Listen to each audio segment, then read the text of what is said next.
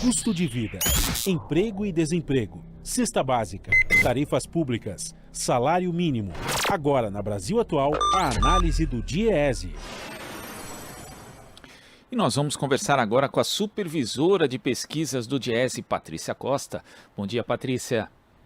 Bom dia, Glauco, tudo bem? Tudo certo. Patrícia, em junho o valor do conjunto dos alimentos básicos, que compõe a chamada cesta básica, aumentou em 9 das 17 capitais onde o DIEESE realiza mensalmente a pesquisa nacional da cesta básica de alimentos. E quando a gente faz a comparação do valor da cesta entre junho de 2022 e junho de 2021, todas as capitais tiveram alta de preço, com variações que oscilaram entre 13,34% em Vitória e 26,54% no Recife. O preço dos alimentos continua castigando o bolso do brasileiro, Patrícia?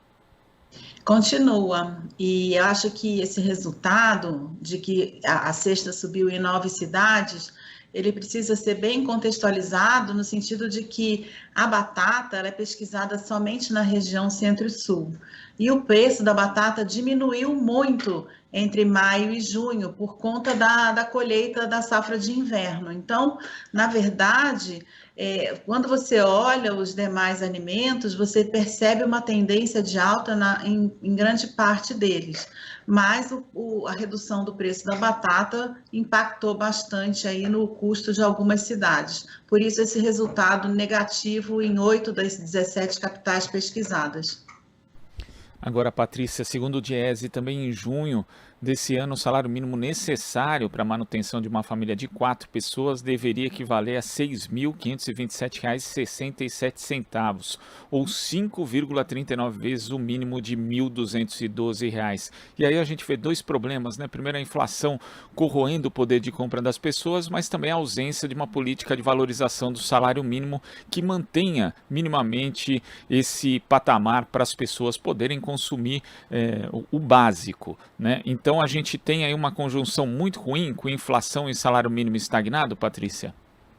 Eu acho que o salário mínimo estagnado, renda estagnada de trabalho, ou em queda, na verdade, ela não está estagnada, existe uma queda dos rendimentos de trabalho. Então, a gente continua vivendo um cenário bastante desfavorável, no sentido de que o país não cresce, não tem estímulo nenhum, né, à economia. E, por outro lado, o emprego que se gera é um emprego informal, precário. E aí quando as pessoas vão comprar os alimentos, eles estão num patamar muito alto.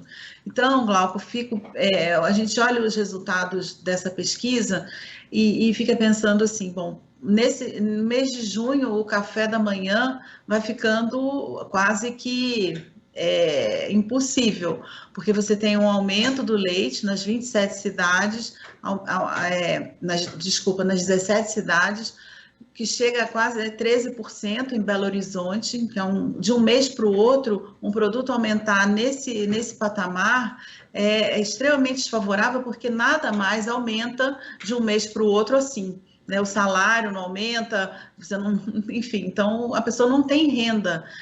Então, leite, manteiga, pão francês, café em pó, que foram os produtos que mais subiram, além da farinha de trigo e do feijão carioquinha. Então, esses são os alimentos que a gente destaca, porque eles mostraram alta em quase todas as cidades.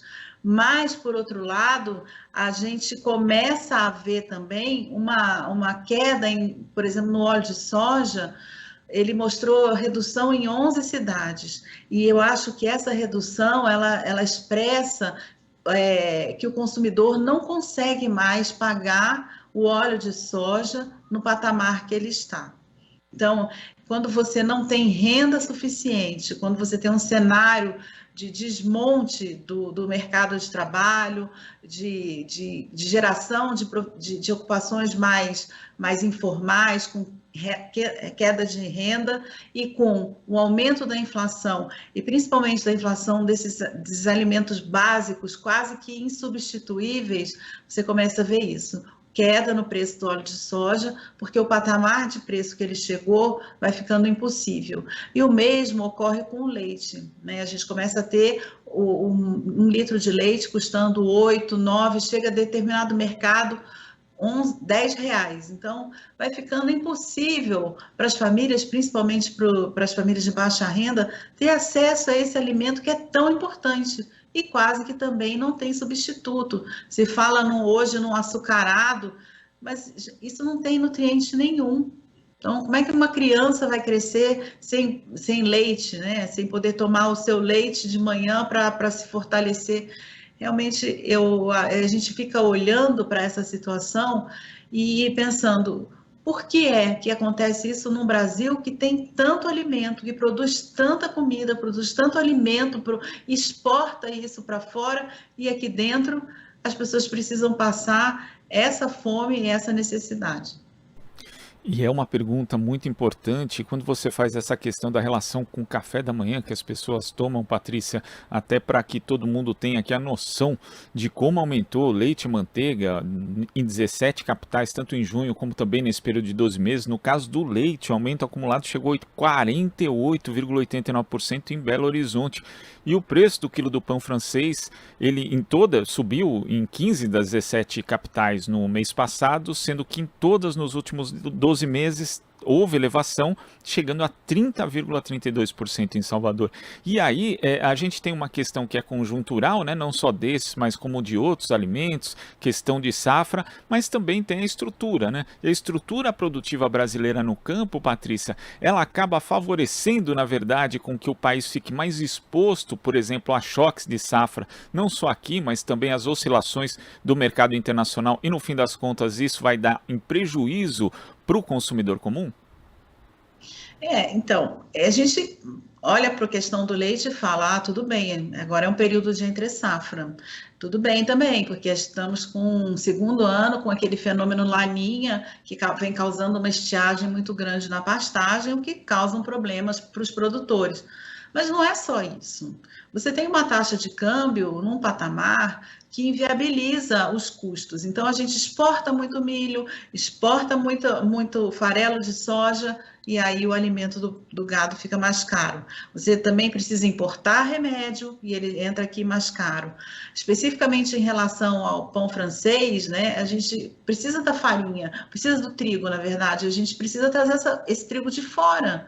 O preço internacional do trigo está em queda, e mesmo assim, aqui dentro, o preço sobe. Por quê? Porque o trigo importado entra mais caro por conta da taxa de câmbio, e fora isso, você tem demanda para esse trigo aqui, e a gente não produz suficiente, então a oferta de trigo brasileira é baixa.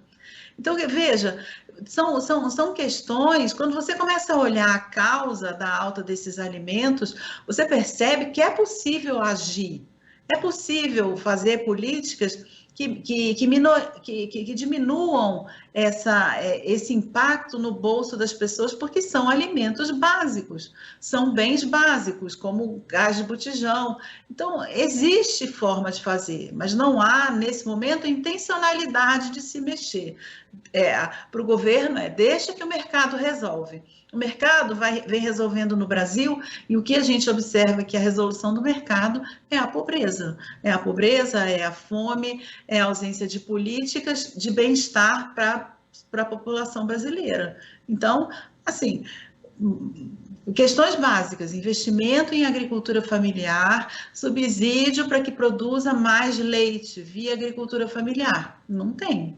Tanto é que está faltando. Em 2020, a gente viveu alta do leite em meses fora da entre-safra. Provavelmente, esse ano, a gente vai ter muitas dificuldades também.